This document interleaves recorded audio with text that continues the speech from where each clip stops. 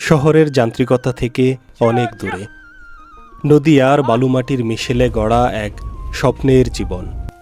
কৃষিকাজ, গবাদি পশু আর নদী যেন নীরবে একটা গল্প বলে যায়। সেই গল্পটাই আজ আপনাদের শোনাবো। যে আমরা যে বাদামগুলো আসলে খাই, আমরা হচ্ছে এই বাদামগুলো খাই, কিন্তু এই বাদামগুলো থাকে হচ্ছে এইভাবে। বাদাম সহ গাছ ওঠানো হয়, তারপরে এই যে চাচিরা বাদামগুলোকে ছাড়ায়, তারপরে হচ্ছে আমরা ঠিক এইভাবে বাদাম পাই। এটাই কিন্তু শেষ নয়, এরপরে বাদামগুলোকে রোদ দিবেন, শুকাইতে হবে। কয়দিন লাগে শুকাইতে? 20 দিন শুকান। নদী ভরা পানি আর আকাশ জুড়ে ঘন কালো মেঘ। নৌকা ভাসিয়েছে মাঝি। নৌকায় ভেসে আজ যাচ্ছি হারুকান্দি চরে। টাঙ্গাইল জেলার ভুয়াপুর উপজেলার এক নিভৃত পল্লী।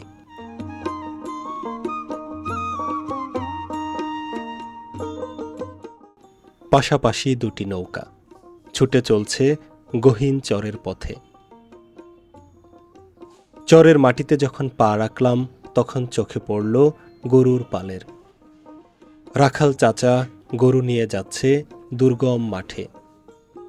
সারা দিন সবুজ তৃণভূমিতে ঘাস খাইয়ে ফিরবে ঠিক সন্ধ্যা নামার আগে। চরের জীবন বড় অদ্ভুত।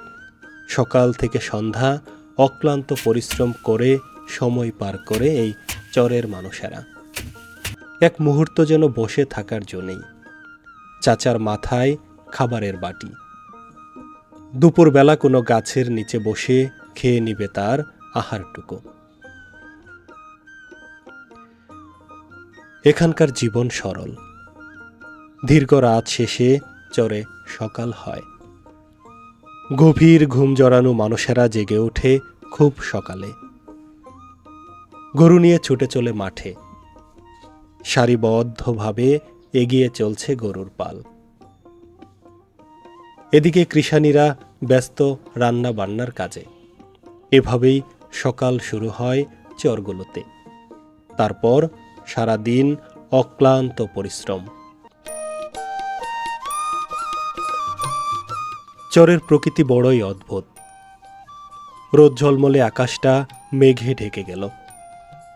চরের সৌন্দর্যে যেন নতুন মাত্রা যোগ করল, ঠিক যেন ফ্রেমে আঁকা কোনো ছবি। এমন দেশটি কোথাও খুঁজে পাবে নাকো তুমি, সকল দেশের রানী সেজে আমার জন্মভূমি।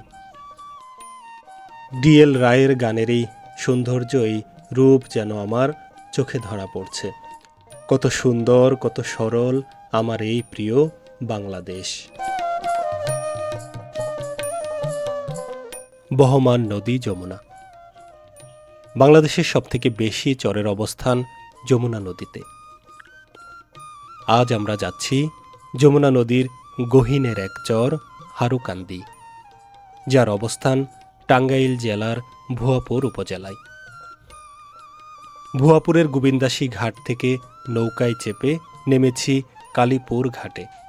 সেখান থেকে মোটরসাইকেল যাত্রা।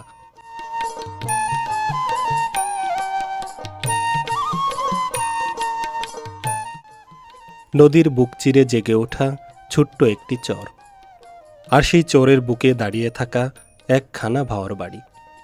এ যেন বাংলার গ্রামীণ জীবনের এক জীবন্ত প্রতিচ্ছবি। চারদিকে বিস্তীর্ণ সবুজ মাঠ, দূরে চর জুড়ে চড়তে থাকা গরুর পাল, আর মাঝে মধ্যে নদীর ঢেউয়ের মৃদু শব্দ মিলিয়ে তৈরি এক অপূর্ব শান্তির জগৎ। ভোরের আলো ফুটতেই ভাওয়ার বাড়ির মানুষগুলো দিনের কাজ শুরু করে। কেউ গরু নিয়ে মাঠে যায়, কেউ জমিতে কাজ করে, আবার কেউ নৌকা নিয়ে নদীতে নামে। জীবনের সংগ্রাম এখানে প্রতিদিনের সঙ্গী, তবুও মুখে থাকে তৃপ্তির হাসি। কারণ তারা জানে এই চরই তাদের আশ্রয়, এই চরই তাদের জীবনের গল্প, এই মাটি তাদের জীবন। বর্ষাকালে নদী যখন ফুলে ফেঁপে ওঠে, তখন চরের মানুষের দুশ্চিন্তাও বাড়তে থাকে। কখনো ভাঙনের ভয়, কখনো বন্যার আতঙ্ক, তবুও তারা হার মানে না। নতুন করে ঘর তুলে, নতুন করে স্বপ্ন বুনে। নদী যতবার কেড়ে নেয়, চরবাসী ততবার ঘুরে দাঁড়ানোর সাহস খুঁজে পায়।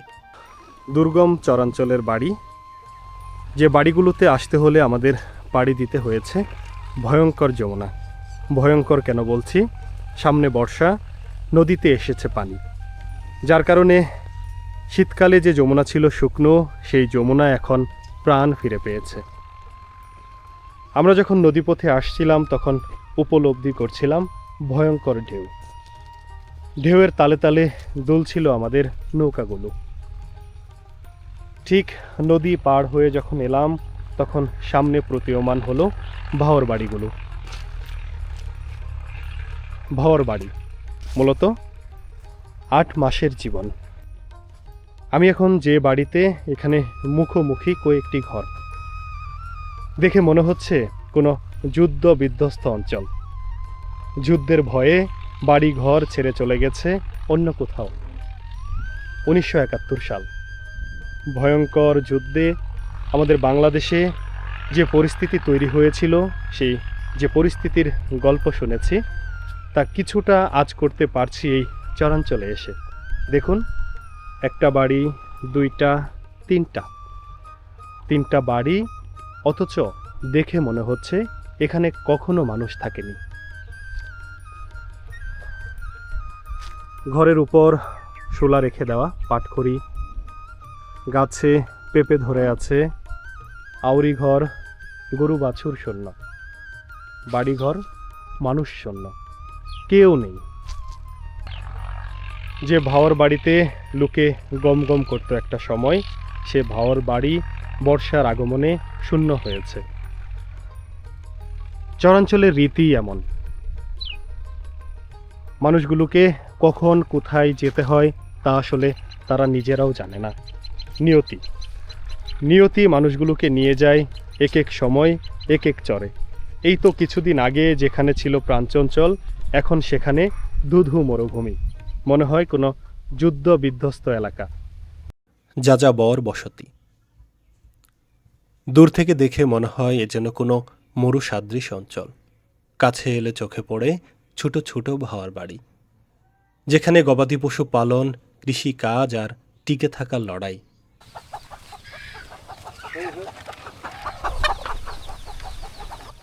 আমরা প্রবেশ করছি এই ছোট্ট বাড়িটির থাকার ঘর। থাকার ঘর বলতে এই যে উপরে শোলার বেড়ার চাল, এখন রোদ উঠেছে, এই যে রোদের ঝিলিক আসছে ঠিক ঘরের মধ্যে। আবার যখন বৃষ্টি হয় তখন বৃষ্টির ফোঁটা পড়ে এই ঘরগুলোতে। এভাবেই বসবাস করছে সারাটি বছর। এই যে ঠিক এইভাবেই একটা ছোট্ট চৌকি পাতা, তুষক বলতে খড়, কোনো দামি জিনিসের বালাই নেই, খড় বিছিয়ে যেন শরীরে ব্যথা না লাগে তার জন্য তুষকের ব্যবস্থা করেছে, খড়ের তুষক। উপরে একটি কাঁথা বিছানো, আর তার ঠিক পাশে বিভিন্ন জিনিসপত্র, রান্নাবান্নার জিনিস, জ্বালানি তেল, মেশিন চালানোর জন্য। পাশাপাশি রয়েছে নানা ধরনের ফসল।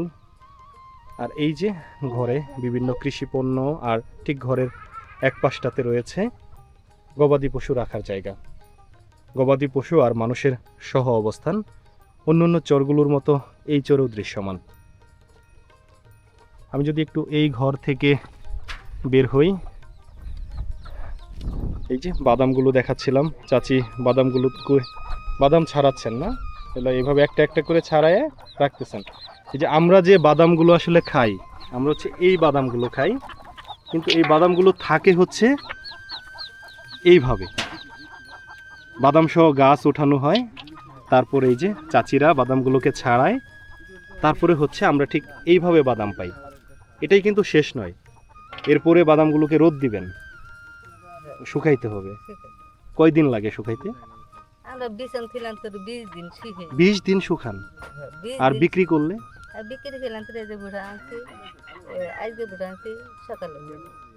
আচ্ছা আচ্ছা, তার মানে একদিন শুকাইতে হবে। একদম ও আপনারা কাঁচাই বিক্রি করে আমরা দেন? কাছে। আবার এটা যদি আপনারা ভাজতে হয়, ধরেন ভাজবেন নিজের খাওয়ার জন্য, হ্যাঁ। তাহলে কয়দিন শুকানোর পরে ভাজা যায়? নিজে খাওয়ানো ছিলেন তো 10-12 দিন। তারপরও 10-12 দিন। তারপর তার মানে এই বাদামটা যদি ভাজার উপযুক্ত করতে হয় তাহলে 10 দিন শুকাইতে হবে, 10 দিন। আর বিছন করতে হলে 20 দিন। 20 দিন। আচ্ছা, দেখুন কত কষ্টের একটা জিনিস। আমরা টাকা দিয়ে বাদাম কিনি আর খেয়ে ফেলি, কিন্তু এই বাদামটা আমাদের কাছে আসতে আসতে ঠিক লম্বা একটা গল্প।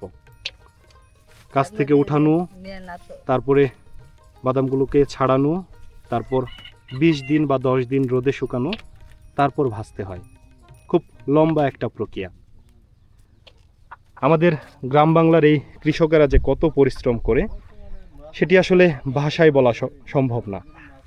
এই যে চাচারা রোদে পুড়ে বৃষ্টিতে ভিজে ফসল ফলায়, কিন্তু আসলে ন্যায্য দাম পায় না।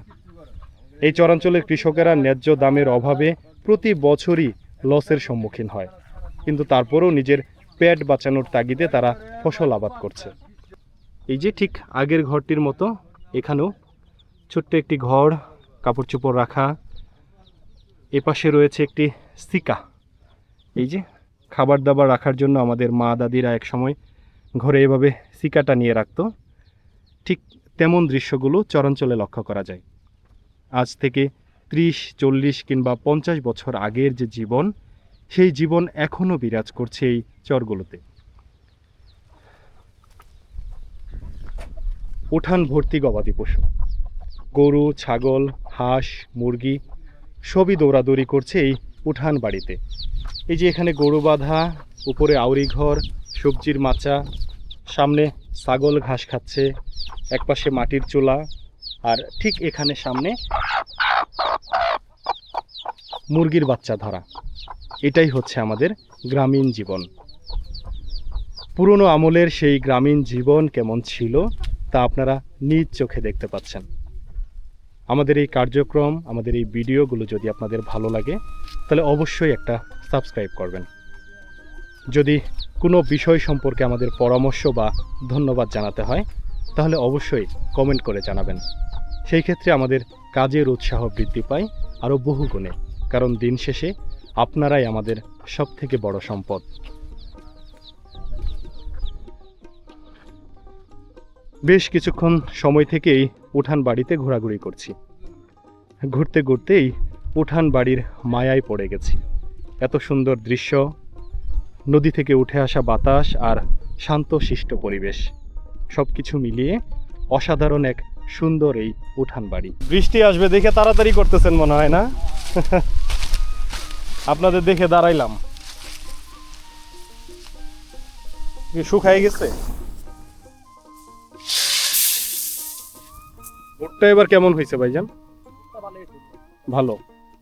মাঝখানে যে আপনার অনেক জায়গায় ভুট্টা পড়ে গেছিল, আপনাদের এখানেও পড়ছে? আচ্ছা আচ্ছা।